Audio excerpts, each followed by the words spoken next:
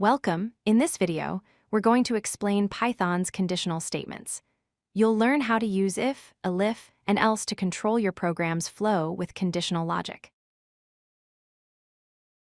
So, what are conditional statements? Think about real life. We make decisions based on conditions all the time.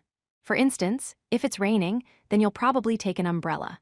Python's conditional statements work the same way.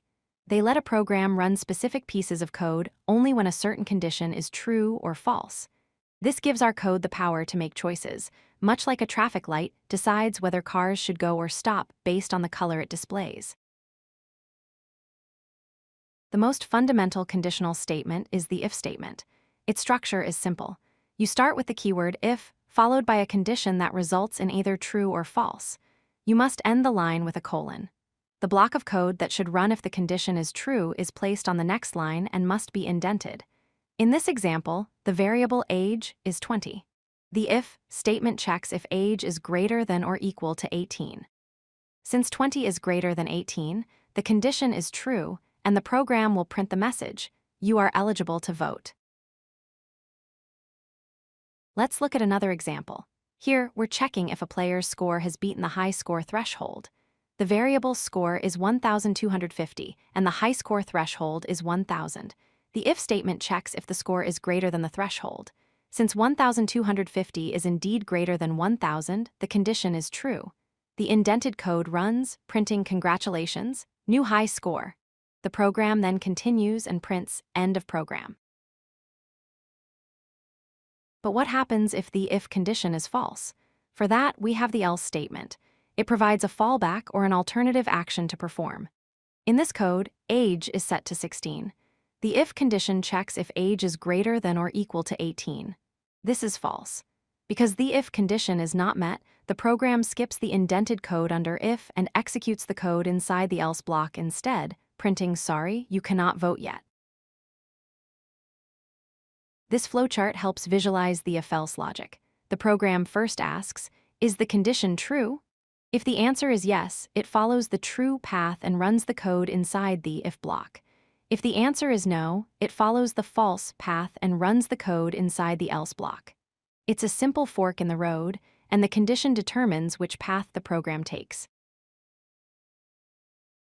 Sometimes you need to check for more than just two possibilities. This is where elif comes in, which is short for else if. It lets you check multiple conditions in a sequence. If the initial if condition is false, the program moves on to check the elif condition. You can have as many elif statements as you need. This is perfect for situations like assigning a grade, where you have more than just a pass or fail outcome. Let's see a full if-elif-else chain in action with a grading example. Here, the score is 85. Python starts at the top. Is the score greater than or equal to 90?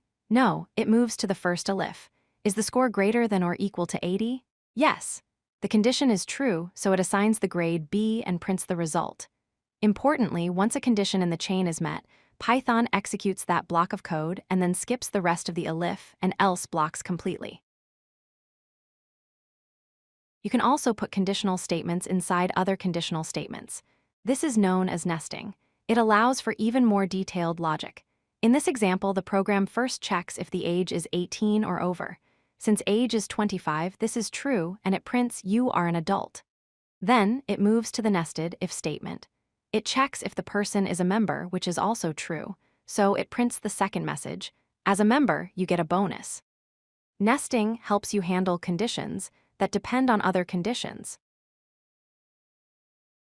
The conditions in our statements rely on comparison operators. These are the tools you use to compare values. You can check if two values are equal to each other using double equals.